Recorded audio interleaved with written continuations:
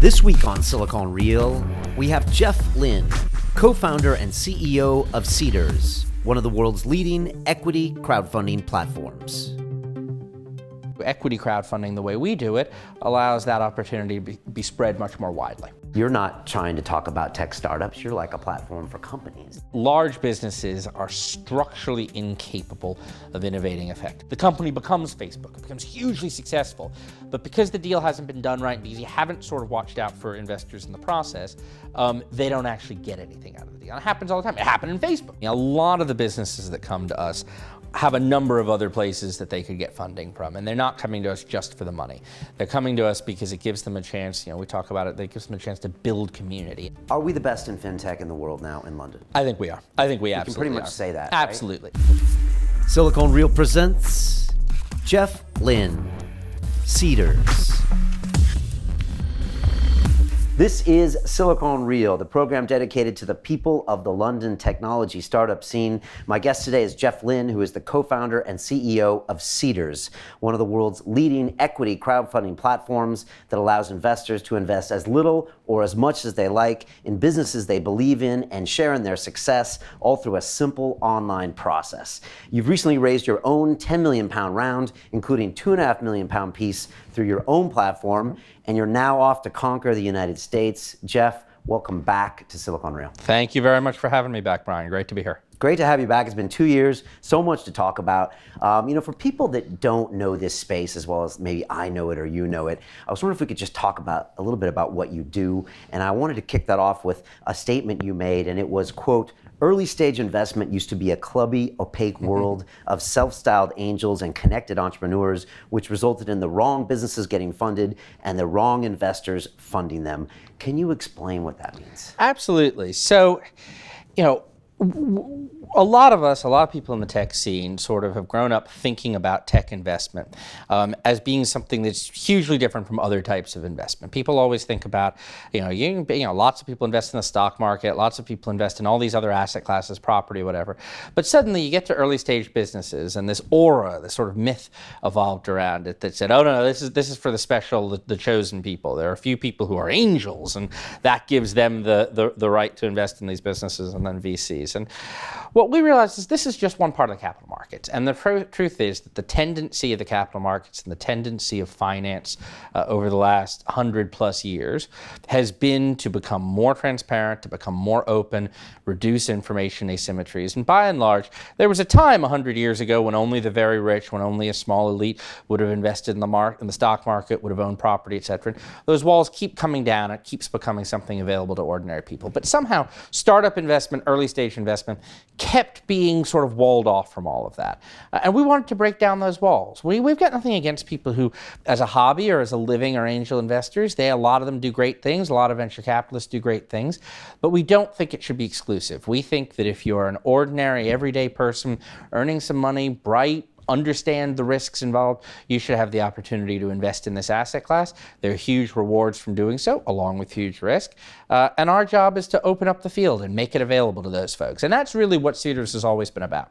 Right, and just to clarify that, people that are listening, if I took, and this is just out of the top of my head, Facebook, for example, when it went public a few years ago, it had been a private company for 7 years, and then the public was allowed to buy shares, and you heard these stories about all these early investors that were now making tens, hundreds of millions of dollars because they were the angels.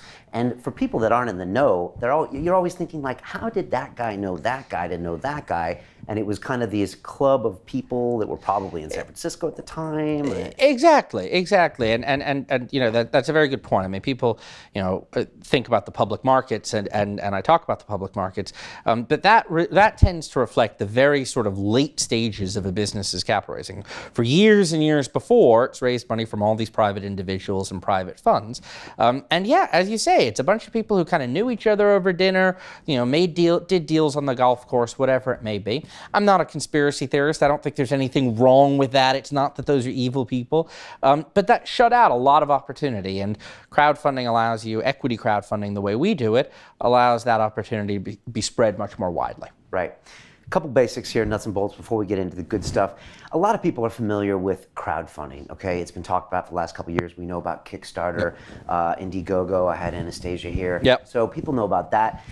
Some people don't understand the difference between equity crowdfunding, and I'm sure you get asked this a lot, but could you explain it really quickly and then talk about maybe why it hasn't happened yet in the US? Absolutely. So crowdfunding is kind of an awful term. Like we never really wanted to use the term crowdfunding for what we do. And it's not that there's anything bad about it inherently. It's just not very descriptive. All it really means is a bunch of people putting money into something. And you can use that to describe all sorts of things. The original use, a lot of people forget this now, but the real original use of the term crowdfunding, at least in the modern sense, was President Obama's first presidential campaign, when he was taking lots of like $25 and $50 donations online as opposed to going out after the really big guys. That was kind of called crowdfunding. Okay. So it's this really, really broad term that can mean a whole lot of different things. It kind of has wound up breaking down into sort of three broad areas. There's what's called rewards-based crowdfunding, which is what Kickstarter does, what Indiegogo does, and basically means that you're putting money into something in exchange for a non-monetary reward. It may just be like a token, like a t-shirt or a thank you. It may be a product, a watch or a headset. But what it ultimately comes down to is you're not invested in the business, there's no financial return, you're just giving money to something you care about and then getting some little token of some sort of return. Great, fantastic for a variety of different types of cultural, artistic projects and product type businesses. Then you've got debt crowdfunding, which is also often known as peer-to-peer lending. You're lending money to a business, you lend them £1,000, they're required to pay you back interest and principal. Tends to be for very steady state, late stage businesses, or sometimes for individuals. Equity crowdfunding is the third prong of it, and that's what we do. And that means you're actually buying shares in these businesses. It's, used like Kickstarter or like the peer-to-peer lending platforms. It is using the internet, using a simple online platform to purchase as much or as little as you like. But what you're buying here is not a product, it's not a debt instrument, it's shares in the company. That means that if a company succeeds, you actually have a share of that success, and that's why we talk a lot about buying into businesses you believe in and sharing in their success. So that's fundamentally where we sit within the crowdfunding world. And in terms of why it hasn't occurred in the US, it's a heavily regulated space. So, and it should be. I mean, investing in these high-risk businesses is something that's one of the reasons that regulation exists, is to make sure that you don't have sort of proverbial widows and orphans putting their life savings into things where 9 in 10 or 8 in 10 fail, which we all know startups do. So the whole idea is, in any developed country, most countries around the world, there are all sorts of rules around how you do that, what kind of people are able to invest, and under what circumstances. What's really interesting in the US is that it's significantly behind Europe in terms of adapting those rules to the digital age. So Britain in particular, but most of Europe, has now really embraced this idea that with the right protections and the right types of platforms and the kinds of structures that businesses like Seedrs use, there is a sensible, straightforward way to allow a wide group of investors to participate in these deals.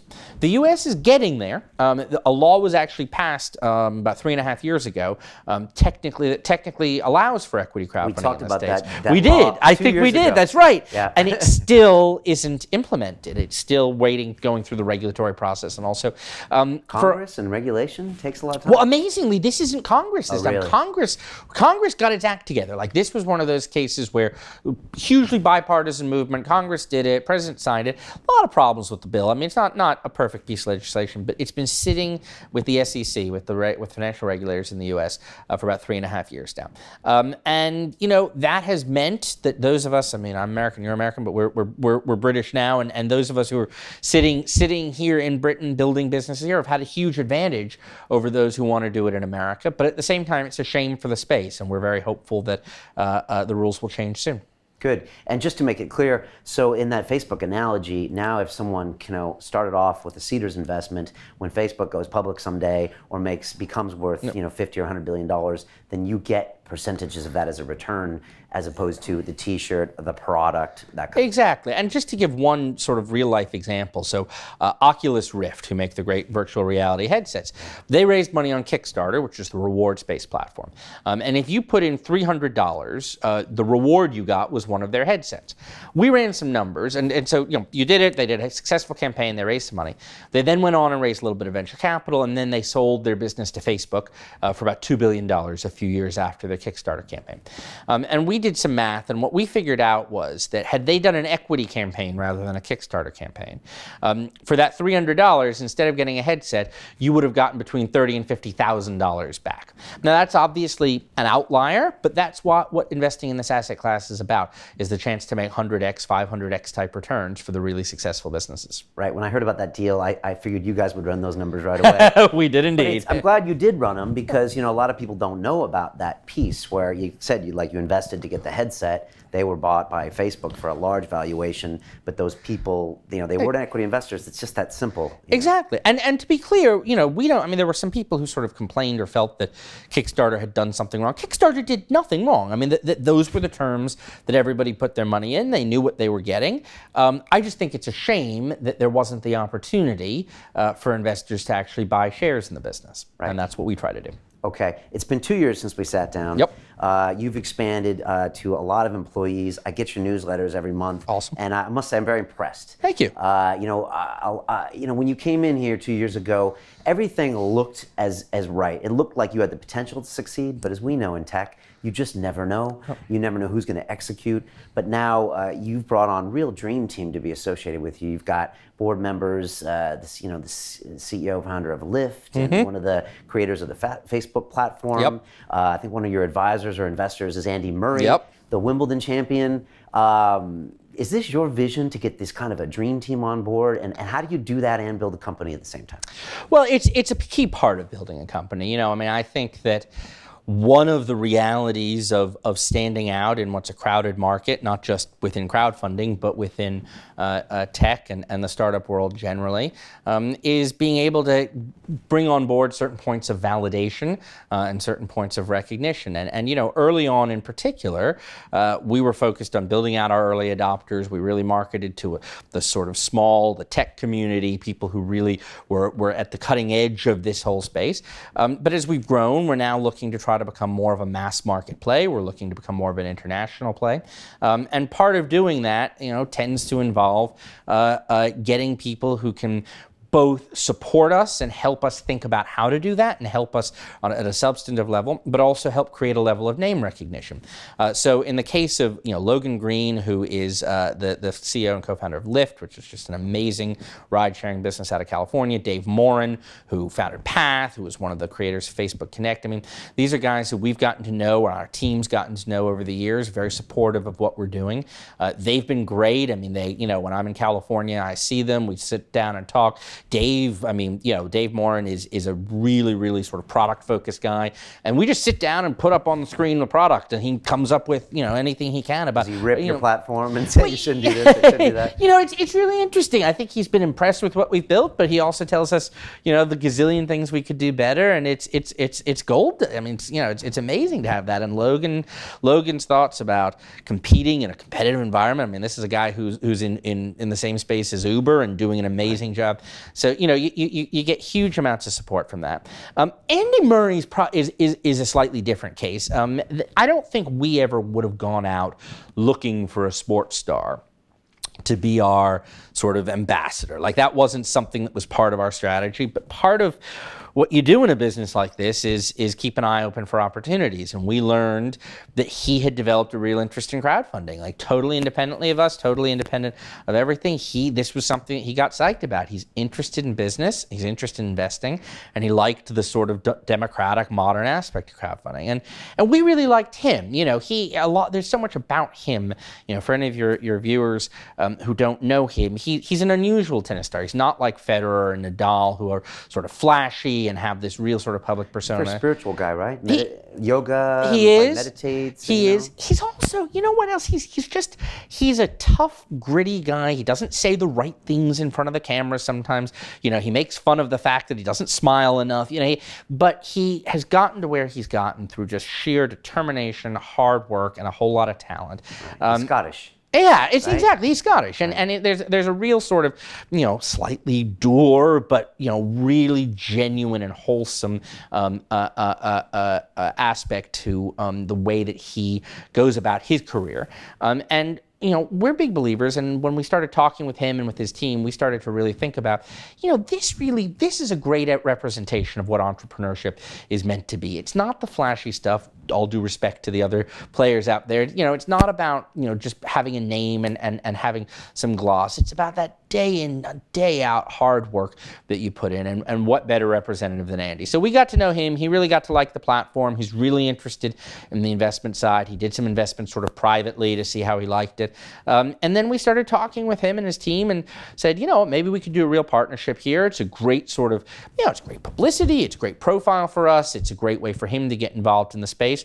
There's a lot of stuff we can do together. And so that kind of, I'd love to say it was a grand master plan that we had. It wasn't, but we're thrilled with it, and it's been amazing working with him. That's a great story. And he recently invested in 3 of your companies. He did. Publicly, right? Yeah. On the platform. Yeah. So part of the goal with him is to be investing, and part of him coming on board and onto our advisory board is that he's going to be investing regularly in deals. What we do, it's really very simple. We and his team talk fairly regularly. They're always looking at what's on the platform. Whenever they see a deal that they think he might be interested in, they put it in front of him, and he gets really into it. Like they're not.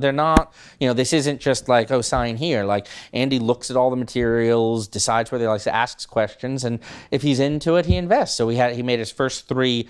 Since we announced our partnership, he made his first 3 investments a couple weeks ago, and he'll be doing many more, we hope. Yeah, when I saw that announcement, I was like, that's strange. And then I was like, wow, are they really reaching out to a star? And then when I saw he made 3 investments on the platform, I was like, wait a second. He's obviously invested. He's obviously interested in your platform. So, well, that's great to see. Do you think in tech sometimes we focus too much on tech? As in the tech world pitches the tech world first on their products. I look at your description and, you're not trying to talk about tech startups. You're like a platform for companies. Yep. And do you think that Twitter pitches to tech people first? And do we do that too much? I think so. I think there's a real sort of echo chamber issue. I think that the place that's the most guilty of it is Silicon Valley. You hear, I heard a great story about a company there, a startup that was building up, and they were doing an enterprise software solution, but they only built for Mac OS initially, because everybody they knew and everybody they thought they were working with has a Mac. Who the hell has a PC these days?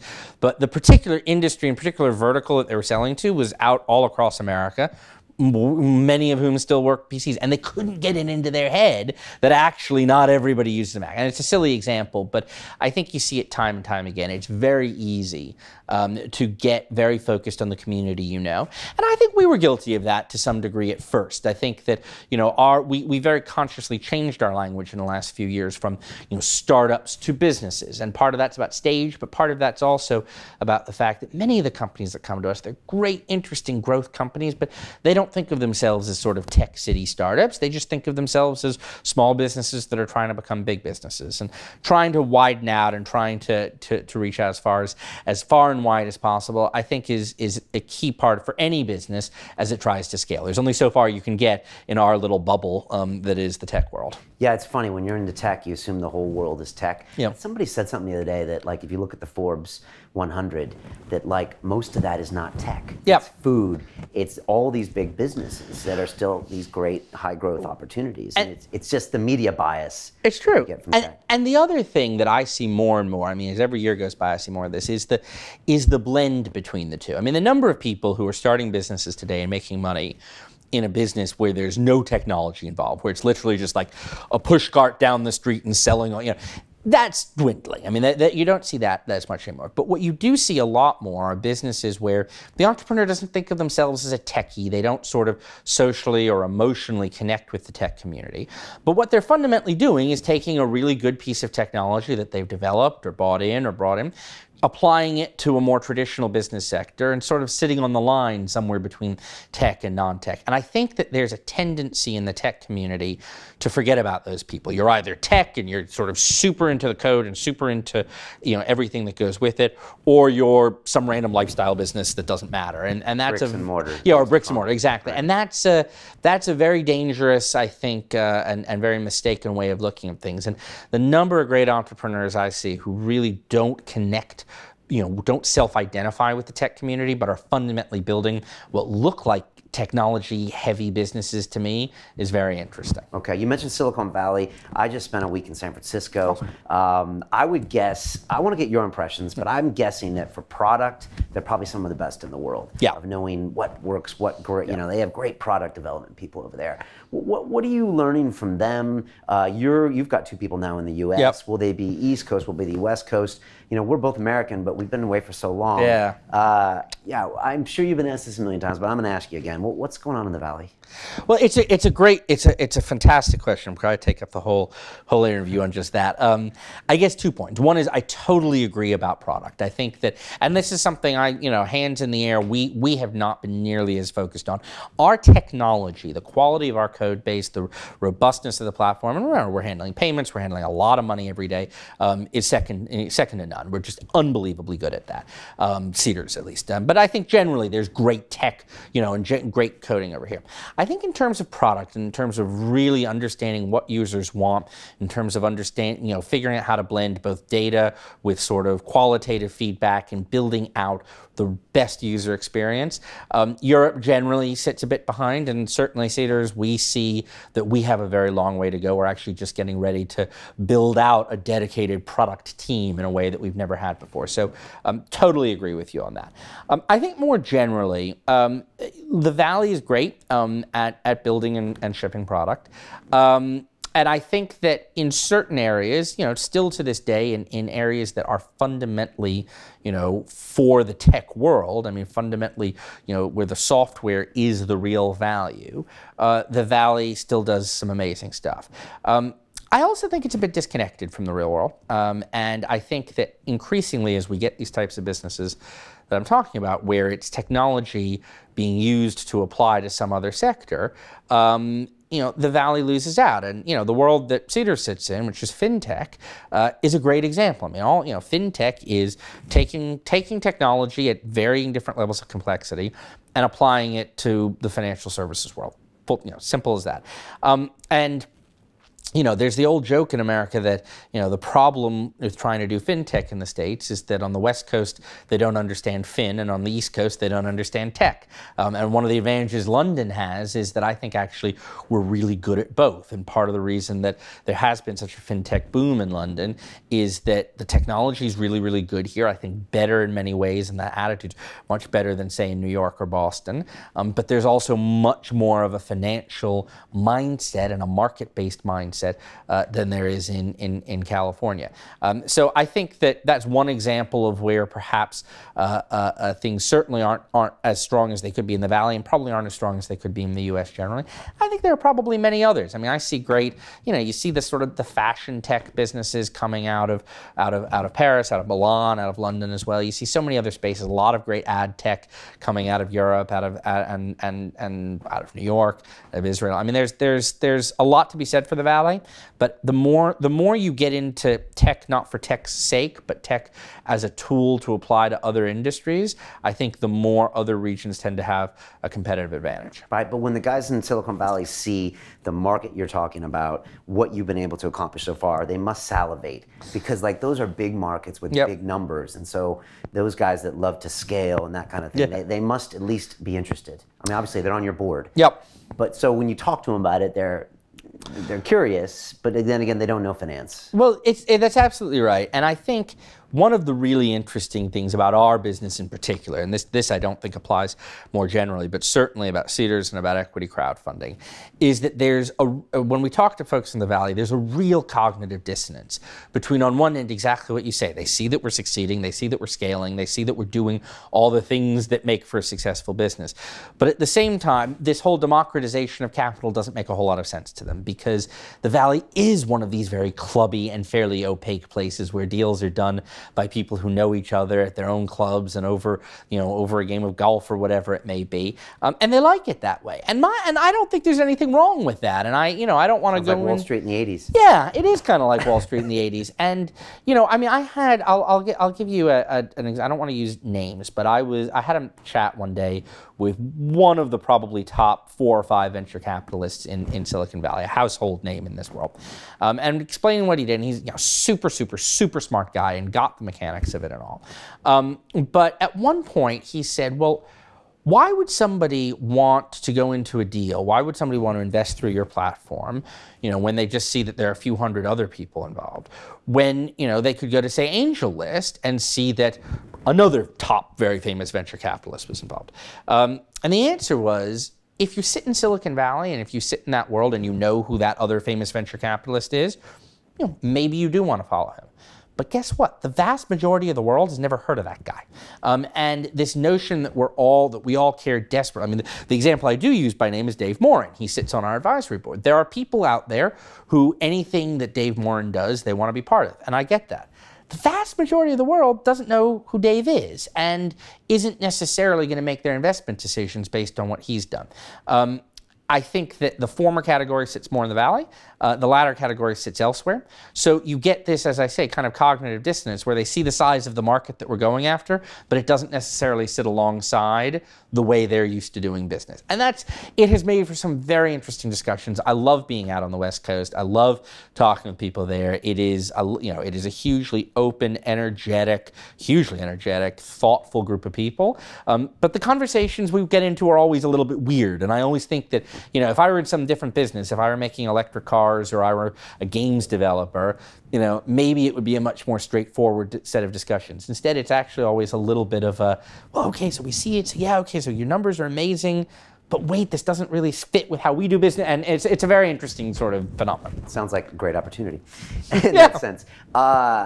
Are we the best in fintech in the world now in London? I think we are. I think we absolutely can pretty much say that. Absolutely. Right? Absolutely. You couldn't say that 2 years ago necessarily. No, but I think there's just no question now. And we see it, we see it with the number of great businesses that are being built. We see it in the way that the rest of the world is coming here. I mean, I can tell you that in the last few months, I've had very senior representatives of both the Singapore and Hong Kong governments in my office, not because they love me or love Seedrs particularly, but because they were leading delegations to London to learn about fintech and trying to meet with some of the fintech businesses in town. I don't think that they're doing anywhere near that level in, say, New York. I think they want to be building that kind of thing in their own cities, but they're learning, and it'll be a few years before they do. I think London is just dominating the fintech Who's landscape. the top list? TransferWise was a big one. I think TransferWise is an amazing business. I think Funding Circle's an amazing business. Right. I think actually the three really major peer-to-peer lenders, Zopa, Funding Circle, and RateSetter, I think are all really fantastic businesses. Right. And I've been the first to say that a lot of what we try to do at Seedrs is in some ways following their footsteps. What they've done for debt and the path that they carved out a few years ahead of us on the debt side, I think they've done brilliantly, and we try to do on the equity side. But no, I think TransferWise and a few of the other currency guys like Asimo and World Remit and all are doing amazing jobs. I think that people like Nutmeg and some of the automated investment and wealth management stuff. And then I think there are a whole host of businesses that I couldn't even tell you what they do, but they are providing the back-end technology that is increasingly supporting the FX and the trades and everything else that's happening within the city, and it's just getting so hugely recognized. And then the whole new generation of guys coming out of like the Barclays Techstars Accelerator. I was over there giving a talk a few months ago and just meeting people, and they are so much smarter than I am. I could never start a business against those guys today. So I was over at one of the buildings there, and I was given moderating a talk from Microsoft Ventures, and I bumped into an old trading colleague who was at, he might have been at, I think he was at one of the banks in the city, maybe it was Barclays, but he was now at Techstars. And the Escalator, which was the Barclays Techstars thing. And I'm like, what are you doing here? He's like, I'm doing a startup. So, I mean, shocking. Yeah. And so that talent's going in there. Nutmeg, we've had the CEO in here, very impressive. Yeah, Nick's a great guy. He's amazing. DoDill. Yeah, DoDill's a great business. TransferWise, when they got the board seat from Andreessen Horowitz, first one in Europe, it was like, okay, the $1 billion valuation didn't hurt. It's like, okay, you can, not to mention all, like you said, all these other small businesses, back-end businesses that are happening. You can pretty much say it. And that's a big thing. It really is. To kind of put the stake there, and it looks like we have a lot of momentum. Yeah, I think we do, and I think it's very exciting. And I think that, look, I think I think there's momentum in a lot of areas of the tech scene. I think and I do think that in the next few years we're going to see London become better known for not just fintech, but for a much wider range. But certainly fintech seems to be leading the pack, and as you see these companies hitting billion-dollar, billion-pound type valuations, pushing toward IPO and all, I mean, that's the kind of validation that starts to make people sit up and take notice. It's no longer about optimism and thinking about what might be, it's what actually is. Right. Practicality. Let's talk about competitors. Yes. The first one, and pretty much the only one in your space, comes to mind, I believe, is Crowdcube. Yep. You can tell me. Some people say for every Ali needs a Fraser, and you've probably never been asked this, but in what ways can you say that they've helped you or you've helped them over the years? You know, I know you've always been battling it out. I'm probably summarizing here, but you know, you were more of a due diligence type company, and you even said that at the last time you were here, and you were like, we're going to get this by the book. Some even say that you are more investor focused, and I think that's fair to argue. Yeah. Whereas Crowdcube was a bit going ahead, you waited for the approval from the FCA. How would you summarize that rivalry, and can you see benefits of it now in retrospect? Yeah. Look, I've been very, open and transparent on my views about Crowdcube through the years, and I admire a huge amount of what they've done. There's a lot about the way they've come at the market, has been outstanding, and I think it has helped us. I mean, I'm sure they won't want to hear me say this, but the hundreds of thousands of pounds they spend on tube advertising have been wonderful free advertising for us too. And it's not, and that's just the nature of it. They're advertising themselves, but they're advertising a space, and I think they've done a very good job at it. And so I think there's a lot that they've done well. The financial services business, I think, is a different one than certain other areas of tech. And I think that if you compare it, for example, to the ride sharing and transportation business, there's a lot of admiration for businesses like Uber that have gone out there and have been seen to kind of break the rules and push down doors and, trample in and clean up later. And, I have a lot of sympathy for that, because fundamentally what they're doing is all in the favor of the consumers. The rules are basically protectionist, old-style measures meant to protect a very limited group of suppliers. And I think that while I don't ever advocate breaking the law, I have a lot of sympathy for the attitude that they and others have taken in that particular industry. Which is to charge first, ask questions later, ask for approval later in France. Exactly. Right. Okay. Exactly. Finance is a different one. And I do think you need to be aggressive, and we've certainly pushed the bounds, and I think that, you can't always on every single thing, play it super safe, but you have to put the consumer first. The problem with investments is that, particularly the types of investments we're doing, is that they are very long-term, and you won't really know whether it's working or not, or whether things have held together right or not, until much later down the track. And 5 years, exactly. 7 years, 10 years. Exactly. And one of the things I specifically always say, and I won't get into a whole discussion about the technicalities, but when we think about what's the worst that can happen in our space, it's not that a company fails. It's not even that a company commits fraud. That's bad, and there's a lot that you need to do to go against that. But frankly, I think all of us in the space are working pretty hard and doing a pretty good job to step up. The worst that can happen is a much more technical but much more dramatic problem, which is the company becomes Facebook. It becomes hugely successful. But because the deal hasn't been done right, because you haven't sort of watched out for investors in the process, they don't actually get anything out of the deal. And it happens all the time. It happened in Facebook. One of Facebook's earliest investors got totally screwed because deals weren't done right. He was in the movie, right? Yeah, exactly. Right. The Brazilian guy. Exactly. Right. And so these are things that can have very dramatic consequences down the road. And I think that if you're looking to build a sustainable business in financial services, one that can gain trust and build up a strong reputation over time, it is very important to focus on getting that right and making sure you're treating consumers right, making sure you're doing the things that ensure that they will be protected in the way that they should be protected down the road. And that has been something that we have placed as a very, very high priority. It is, it is a Sure choice. You spent 3 years on the documents? We did, yeah. We spent 3 years getting our regulatory approvals, and that was, that was one aspect of a general philosophy that we have, which is that, when it comes to making sure that investors are protected, they're getting what they think they are. High risk space, many investments will fail, but that they're getting what they think they are, and that when a business succeeds, it's going to succeed. The investors are going to share in that success.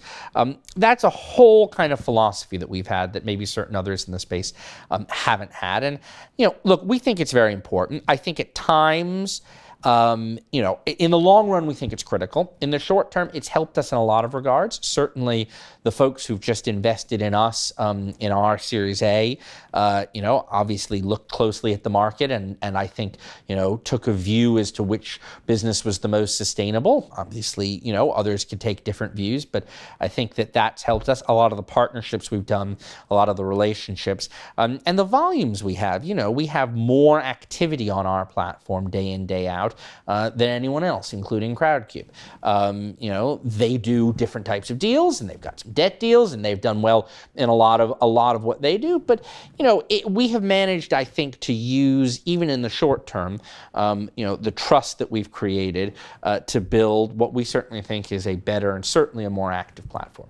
But at the same time, we're not as concerned about the short term as we are about the long term, and that's where we focus. That's the distinction. That's where I think where we really part ways with them. But I don't want that to take away from the fact that, number one, it's always good to have competitors in the space. I actually rather wish that there were a few others. I mean, I think that, there are probably 15 or 20 equity crowdfunding platforms in the UK, but it really is the two of us, very, very far apart at this point from the rest. And it probably would be good for the space in many ways to have more. But I do think that the competition that we've had has certainly brought more attention to the space. It's certainly attracted interest, and I'm sure it'll continue. Does it step your game up sometimes? Does it step your team's game up when you're it does. We got to do this? It does. And look, I will be the first to tell you that when we see them do something in the market that we think is effective or we think works well, and we think, obviously respects the sort of ethical and legal standards that we hold so dear, we think very hard about, should we do something similar? And there are many times when we do see that. I think, I think I said earlier that we're still working very hard on sort of getting product right. I think interestingly, we were probably a little ahead of them on product at first, but I think they've gotten very good at product, and a lot of what we've seen of them and the way their platform works has been very impressive. So yeah, look, it does help us step our game up, and I would have liked it to have been a more friendly rivalry. I think that the fact that there is this kind of ethical, legal, sustainability dimension undermines the ability to kind of be friends. And I think that if you look at the three peer-to-peer lenders I mentioned, Zopa, Funding Circle, and RateSetter, because all of them have held to a certain ethical and legal bar, I think they have found it easier to compete on a friendly basis with each other in a way that maybe we haven't with the folks at Crowdcube. But competition is healthy for any market. Right, and it's probably helped both of you. I know you always had a fairly detailed questionnaire, making sure people understood that they were kind of big boys, as we used to say on Wall Street, that they could, really intelligently invest, that kind of thing. You had a questionnaire that I think later they adopted. Yeah. So, it looks absolutely. like... I think one of the things that I think we did understand from early on, I think, and I mean this with greatest respect to them. I don't mean this to come off in any way judgmental, but I think that they felt that the burdens of complying with regulation and the commercial limitations of that were greater than they really are. I think one of the as a key part of what I'm calling our sort of ethical, legal, structural dimension has been that there are ways to build a great business and while still complying fully with the law and protecting investors, and things like this questionnaire we're talking about. I think we realized early on maybe they didn't, but pretty quickly did. And I think that in many regards, hopefully the example we've set has been helpful there. Okay, no merger in the talks. A good friend of mine, James Dawson, founder of the Humble Grape, raised I think just under $1 million with you last year on your platform. I was very impressed with him. I was very impressed with you, and you gave a speech I think the night when we were announcing it over at Level 39, and I was there, and you talked a little bit about what you do, and you talked about your fee structure, and I was just really impressed with the way you explained it. You're really transparent about it, and you're like, look, this is what we do. This is why we do it. Yeah. This is your alternative with lawyers. You're a former lawyer. I am. Sullivan and Cromwell. I love that. Can you just break down the fee structure, that kind of thing, or what I saw that night? Yeah, absolutely. So it's a very simple fee structure. It's two fees. It's a commission charged to the business on funds raised, so no upfront pay-to-list type fees, no payment fees, no hidden legal fees, just purely commission on funds raised. And the way we do that is it's a nominal 7.5% rate, but we also discount that for when you bring your own investors. So one of the things actually probably that's emerged since then was, we listened to our customers. And one of the things that we heard from them was that, we bring two types of value to these transactions. Part of it is about aggregating a whole lot of small investors that they couldn't otherwise do. And then part of it is providing a source of capital and providing a source of liquidity. And what our customers, what our businesses were telling us was, when we're doing both of those things, when they're getting new investors through us and we're doing all the paperwork and all the aggregation, 7.5% is a bargain. But when we're only doing one of them, when they're going out to their networks and getting their friends and their family and all to invest, we're still doing something of use. We're still bringing them together in a way we couldn't, but it's not quite worth the same as when we also bring the capital. And so what we've come up with is this idea that we will discount that by 50%. So effectively you're paying 3.75% now on what you bring. And that's a little more complicated and it's a little bit less elegant than it used to be, but it does respond, we think, to the need, and people seem to have been very happy with it. But either way, you wind up with a blended rate that winds up being about 5% or 6%, depending on how much comes from your network, how much comes independently. And that is just a straight commission on success, absolutely no other fees to you at any other time. And then from an investor's perspective, we're not charging any fees to get in, any fees for management, but we charge a carry on success. So if you get more than your investment back, you get more than the cash you've invested in a given deal back, we take 7.5% of the upside. And what we like about that structure is two things. One is we really hate hidden fees. I mean, I think one of the things that we figured from very early on, and we looked at the broader financial services industry, and other industries like travel, like Ryanair. I mean, nothing grates people more and undermines trust more. Paying for bags. Exactly. To just, to see a basic fee, think that's all you're paying, and then have all this stuff hidden in. So we said, you know what? We'll take a little hit maybe if it sounds like our nominal rate's a little higher, but we will then wind up encouraging trust and encouraging repeat behavior when people see that there's nothing else to pay any other time. So the transparency of it's key. But the other key bit is we align our interests with our customers. Our goal is to make sure that we're getting paid when and only when our customers have succeeded in doing what they want to do with us. If you go to a lawyer, and fairness to them, fairness to their model, they make a lot of money off of it, but you pay for their work regardless of whether you did the deal or didn't, regardless of whether you're happy with the deal or not, no matter what. With us, if you're a company raising capital, you've come to us to raise that round. So you're only paying when you actually get the money in the bank from that round. And if you're an investor, you're investing with us to make a profit, and you're only paying when you actually make that profit. Right. 7.5% is chunky. Well, so 7.5% on the carry is actually, I think, really low. I mean, if you're investing in a fund, you're usually paying a 2% annual management fee and a 20% carry. Okay. Now we're different. This isn't a fund. It's not a fund, right? It's not a fund. And the key thing that you're also paying for the fund manager is that they're picking the businesses, whereas we're a self-directed platform. So it's not 100% comparable, but we don't think that if you think about that as being a reasonable cost when for the fund management element.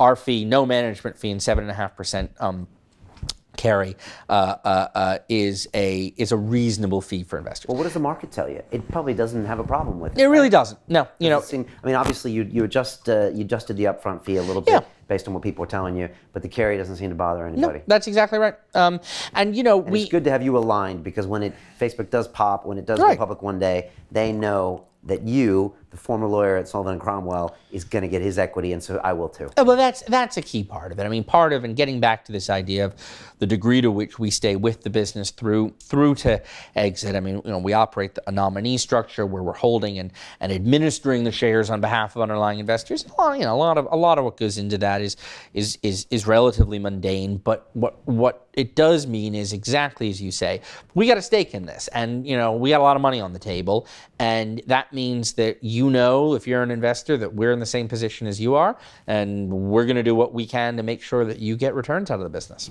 Okay. Talk to me about the deals on your platform. I look at the top 50 deals on your platform.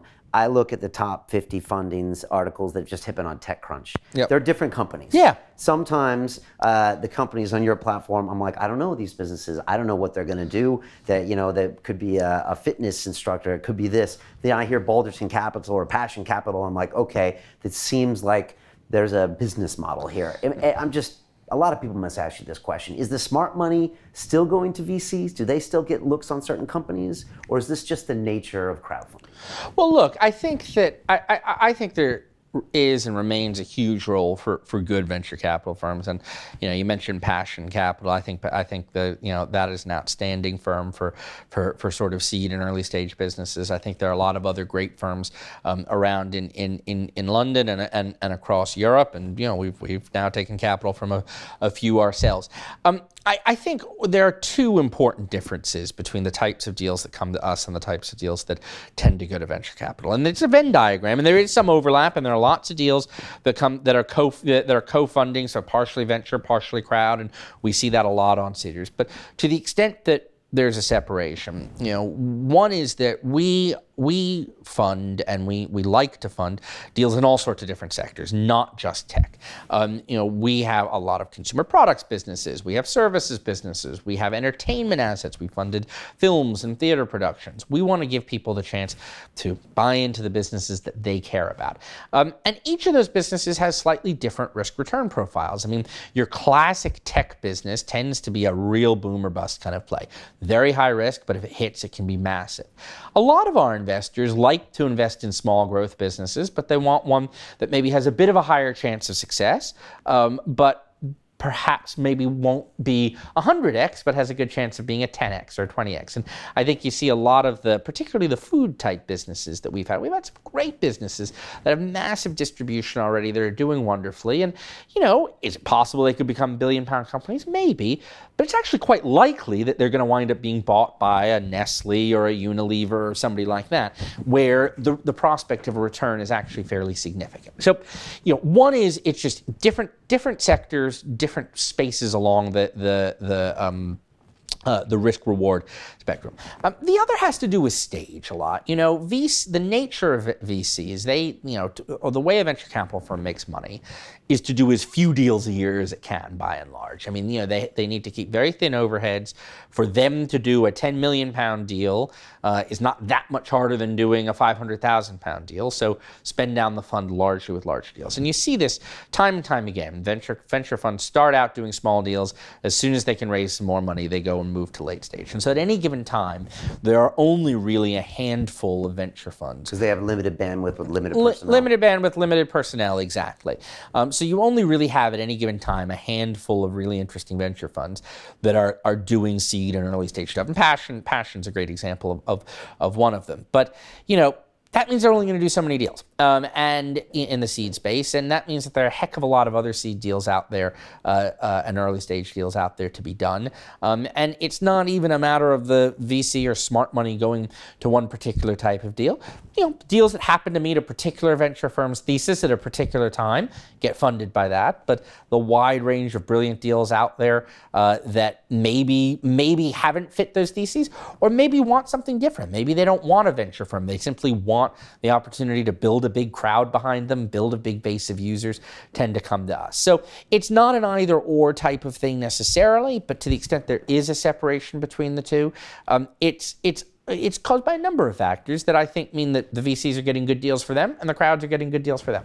Right. Well said.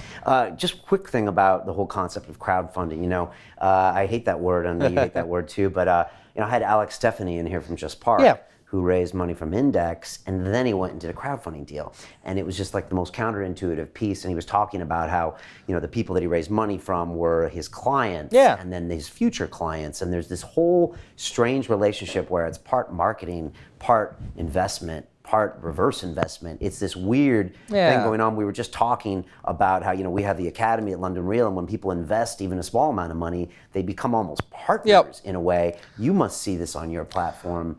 Well, that's a huge part of it. I mean, a lot of the businesses that come to us have a number of other places that they could get funding from, and they're not coming to us just for the money. They're coming to us because it gives them a chance, we talk about it, it gives them a chance to build community, and that means a number of things, but it often means engaging their existing customers, marketing and creating awareness and recruiting new customers. Last year we funded Chapel Down, which is probably the leading English winemaker. There's a lot of money for that. Yeah, we did, and they're a we were also, there was the first time a publicly quoted company ever used crowdfunding. And the reason that they came to us was very simple. Is that they could get money from anywhere. That wasn't the challenge. The challenge was, how do they get people to be passionate about their brand? Their CEO likes to talk about pilgrims to their brand. He wants people out there not just buying the stuff, not just drinking it, but going to dinner parties and boring everybody with how awesome it is and getting them to drink it. And so, they came to us to have that opportunity, to have an easy way to access their wide customer base. I'll give you a fascinating statistic. About 1,400, a little over 1,400 people invested in the Chapel Down campaign through us. And that was in September of last year. At Christmas time, 700 of them ordered Chapel Down products directly from the vineyard, in addition to any others who may have bought it in the store, to serve with their Christmas meals to the families. It's a 50% conversion from investor to customer. That's massive, and that's 700 households around the country whose uncles and cousins and whoever else there said, "Oh, what's this, Chapel Down? I like it. I should go out and try it." And so we see that in so many of the businesses that come to us. It's the marketing, it's the customer engagement, it's the whole value chain lock-in. I mean, it goes beyond customers. If you get your suppliers or your partners invested in you, now suddenly they've got a vested interest in being part of your business as well. Right. No, well said. What's the funnest company you've ever dealt with or done business with? Oh, we've done some great ones. One of the recent ones that has been, I think, very exciting is a business called Oppo Ice Cream. Oppo is founded by two brothers. Young guys. They'd done a trip to Brazil a few years ago and discovered the use of both coconut milk and stevia leaf to make really tasty sweet things. And so what they've come up with is a new type of ice cream that is incredibly healthy relative to traditional ice cream. Instead of sugar and instead of cream, it's using stevia leaf as a sweetener and coconut milk as the thickener. It's about half the calories, third to half the calories of traditional ice cream, and tastes just as good. And as somebody who very much likes ice cream and very much should not be eating regular ice cream, I am a particular fan of this product, but I'm also a fan of them. I mean, these are guys, and this is a great example of crowdfunding done well. It's a great business. It's a great product. They've got distribution in Waitrose. They're building fast. They've done amazingly. But they're also just really good hustlers, and hustlers in the best sense, people who can get out there and get their message out. My favorite is I got an email from their founder a couple, maybe about 2 months ago, saying that he just received a call from number 10. They were keen for him to join the Prime Minister on a flight to Italy to meet with the Italian Prime Minister and an Italian delegation to show off some great British startups and great British businesses. This is a guy who managed to get himself invited to sell ice cream to the Italians. Now that's a really, really impressive sort of thing. And so, we have so many businesses like that and so many businesses with impressive entrepreneurs. But maybe because of my love for the product, that one sticks in mind at the moment. It's interesting how as consumers and buyers of products, we really fall in love with the narrative, almost more than the product sometimes, and we want to know the story, the why. Simon Sinek has a famous TED Talk, the why. Yep. And people talk about Apple products being great, and they are great, but the why is a lot of it, the way it makes you feel. Well, I think there's something in our generation and probably more of the folks even younger than us who really care about authenticity. Certainly when I was growing up, it was, you bought packaged stuff from the store, made, certainly in America, and to an extent here, I think, name brands built by big, vast companies, and you didn't care. And if it was kind of cheap and consistent, that's what people cared about. I think people more now, there are extreme versions of it with the local food movements and all, where people are really committed to it. But even when you're talking about packaged goods, even when you're talking about mass-produced items, people want to feel that there is some sort of real story behind it instead of just a faceless corporation. I mean, Ben and Jerry's is a great, right? Ice cream. Another ice cream example. I mean, they're a massive business, but the story and the image of this ice cream coming straight from a hippie farm in Vermont, people, I think, increasingly like that in a way that they didn't in the past. And that's very interesting. It's interesting from a consumption perspective, and it's interesting from an investment perspective. Jeff, let me ask you about your personal success secrets. I just want to ask you a few things about kind of maybe you and maybe how you changed your game over the years. I was wondering if there was like one thing that if you look back, I don't know, 5 years ago or 6 years ago, where you were like, I made a distinct change in the way I looked at life, the way I looked at work, that had like a step function increase in your output. These success secrets are only available on the London Real Academy. Become a member and get access to live shows, exclusive courses, my webinars, bonus content, meetups, live events, an amazing community, and much, much more. Now back to the rest of the show.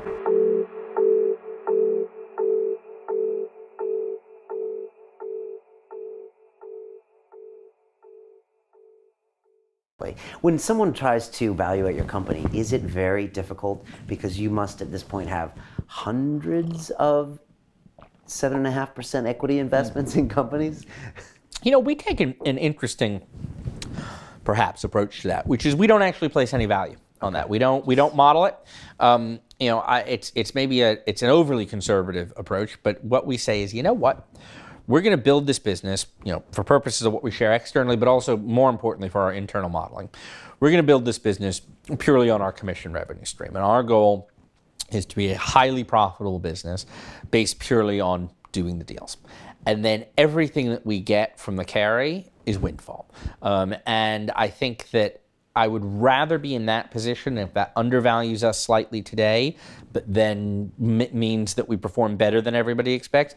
I'd rather that than try to make up some number for unmeasurable carry. I mean, it is so difficult, and there are various. I mean, I've got a little document that shows equation-wise that it is so difficult to predict what carry is going to be, even if you can model the overall success of the portfolio, because it's the exact way that success comes and the magnitudes of in individual companies. I'd rather just write that to, just not write it to zero, but just hold it to the side and say, you know what, there's a lot of money there someday. We don't know what it is. Let's focus on the bit that we do now. Okay. Volatility in the stock markets lately. Yep. S&P down, it's up, it's down again. I've been watching this forever, but it freaks people out. Sometimes it freaks consumers out who just read headlines that they don't report the next day that it's back up 3%. Right. Does a market downturn of 10, 20%, does that make crowdfunding markets dry up? Do the consumers get skittish before everyone else? The interesting thing in crowdfunding, in equity crowdfunding, is it's a pretty non-correlated type of investing, and it's and early stage businesses are a pretty non-correlated asset class. And those are two I think very important statements that may be worth parsing a little bit, not to sound immodest about it, but if you look at early stage business as an asset class, it's very interesting. They tend not to correlate with not just the markets, but with the broader economy. There are some businesses, some startups that do very well in good economies, some do very well in bad economies. Those whose advantage is being able to employ talented labor at low cost, or who otherwise compete on the basis of cost of their outputs, actually tend to do very well in weaker economies. And so when you take the early stage business environment as a whole, you're dealing with an asset class that really is going to have winners and losers in every environment and doesn't go with the kind of cycles the rest of the market does. In turn, crowdfunding and, say, investment through Seedrs, doesn't really correspond to the broader market trends, partially because the underlying asset class doesn't.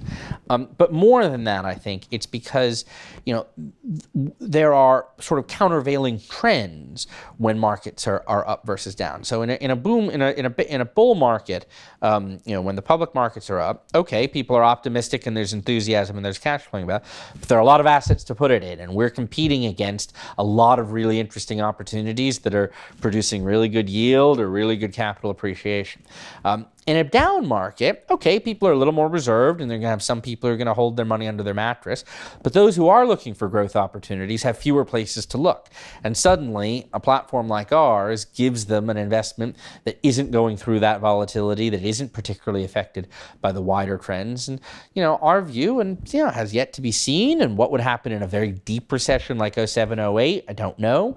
But, at least short-term, medium-term volatility of the sort we're seeing, I think that we wind up unaffected and potentially even advantaged by it. It's an interesting theory. I disagree with you. Fair enough. But there's one way to find out. Yep. So we'll see. Hopefully it doesn't find out for everybody. Last thing here, 5 years from now, what does fintech look like globally and in London? Not just your market, but in general. Do you have thoughts on that? You know this industry so well. I think the really interesting thing is whether the major financial institutions ever figure out a way to do real fintech and financial innovation internally, or whether they will always be dependent on early stage and startup type businesses. And I'm a big believer, and part of my commitment to this asset class, part of my belief in investing in early stage businesses, is that large businesses are structurally incapable of innovating effectively. And I believe that.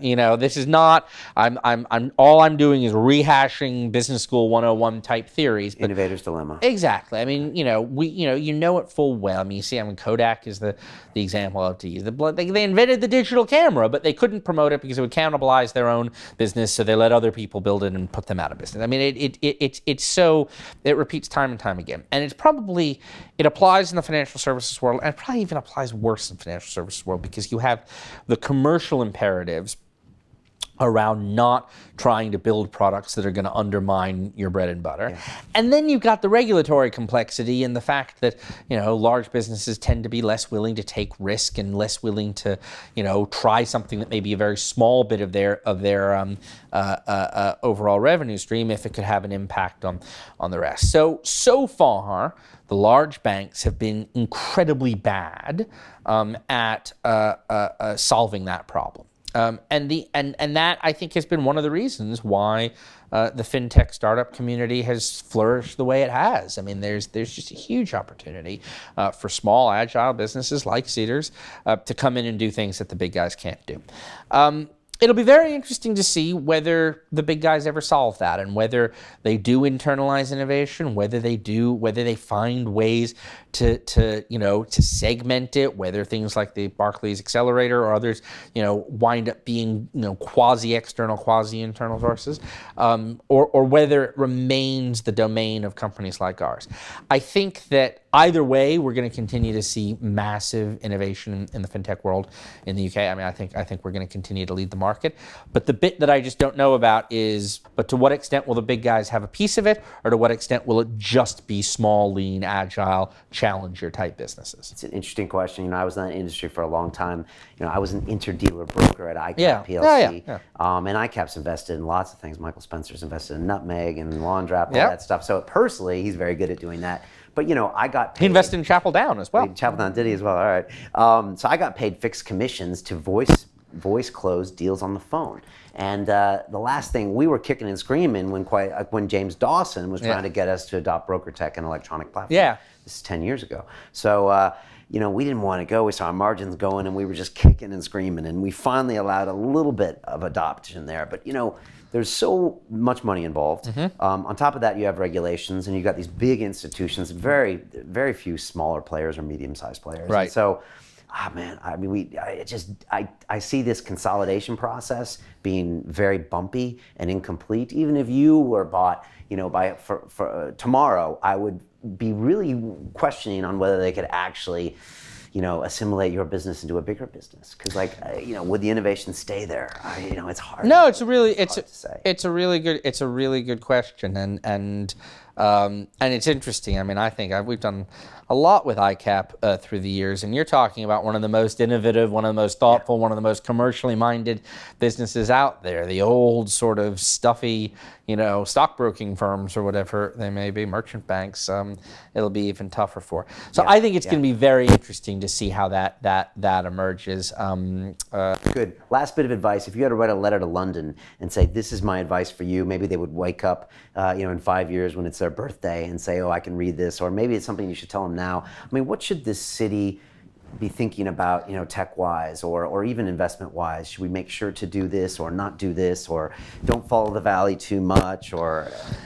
It's a really good question. I mean, I think, and I've said before, that one of the things I love about London and one of the great opportunities I see is drawing on its myriad traditional strengths. I think, particularly when I left law and first got into the kind of the tech ecosystem, there was still a lot more talk, and this is sort of 7-8 years ago, there's still a lot more talk in the UK about really trying to compete head to head with the Valley, and maybe it making semiconductors or doing sort of core enterprise software.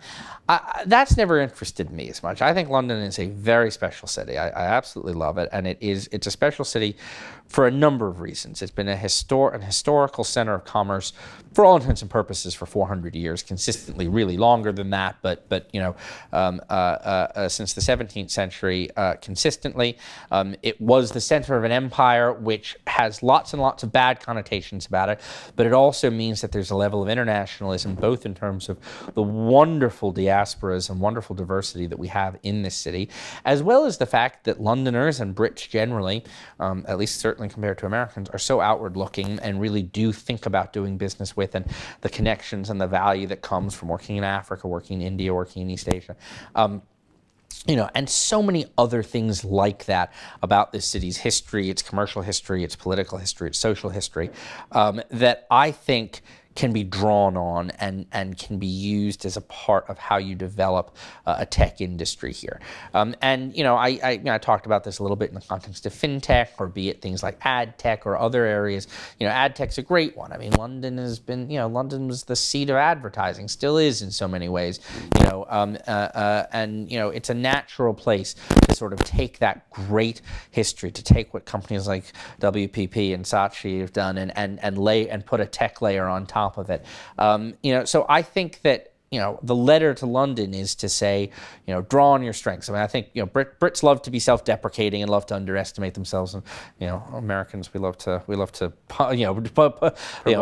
promote ourselves and overtalk ourselves. But I think that have confidence in the great things that this city and that this country have done and have built, and the great history and great diaspora that we have now living here, and build off of that, rather than thinking in terms of going head to head with another particular area that has a very different history and a very different cultural reality. Excellent advice. Are you going back? Are you moving back to the States ever? I don't think so. My wife and I took citizenship here earlier this year. Congratulations. So we're now proud. American? She's American as well. Oh, okay, Yeah, wow. she's American as well. Join the club. Me too. Yeah, fantastic. Congrats. So we are proudly Anglo-American, but never giving up U.S. citizenship. Proudly, proud of American history and upbringing. And who knows what'll happen as the years go by. But for the moment, we're very happy in London. Good. So am I. I retain both citizenships as well. I took a stand-up comedy course about 5 years ago, and one of my one-liners was I would tell the Brits, and I tell the Americans I got a British passport, and they'd be like, oh, and I tell the Brits, and they'd be like, oh, it's like, so right, yeah, exactly. No one's a big fan of me here, but I love it. I love it here. It's great that you remind me of the history here, because it's so deep, and there's so much deep value here that maybe on the surface you can't see, but just that history of a culture that's been, globally dominant, that's been a center of trade, that's done business everywhere. That's real value that you get to feel. Yeah, very much at the same point, we'll both always be Americans. Yep. And you really can't get rid of that. It's in your blood almost from growing up there. And it's fun. I find it fun to live in a place where I didn't grow up. I still learn new things all the time. I learn historical things. Not just a quick silly story, but I was at a very sort of fancy lunch a few weeks ago, very formal. Everybody else in the room was English, born and bred. And there was a dessert that was served, a pudding that was served, that I had never seen in my life. I'd never seen anything that looked like it. And so I just sort of went assuming that this was some sort of omission from my cultural education, and that this was going to be something that was a very common British staple that I had somehow missed. And I was sort of waiting for everybody else to eat it and figure it out. until all of a sudden one of the English guys looked down at his plate and said, does anybody know what this thing is? Yeah, sure enough, it was a dish that nobody ever heard of. But I'm never quite sure when it's, have I just missed something out? Or, oh no, is this thing really, actually, this is very strange. So I'm the same way. I still walk around and see historic places. I still marvel at some of the architecture here, and sometimes I find it hard to believe I'm here. Yeah. And I've been here 13 years. Yeah. So I know how you feel. And then sometimes you learn something new, and sometimes you realize that everyone is just as confused. Exactly. So, that's fantastic. Jeff Lynn, founder and CEO of Seedrs. It's been a real pleasure talking to you. It's been fun to watch you grow. It's been fun to see friends of mine do business with you. And it's just a great testament to fintech here in London. You guys are right at the top leading the charge. It's such an important piece of the fintech puzzle. Some would argue the most important piece. It's right up there. And so it's great to see you representing. So thanks so much. Well, that's very kind. Thanks so much for having me, Brian. This is great. All right, let's do it again in 2 more years. Let's do it. All right, thanks. Cool, thanks.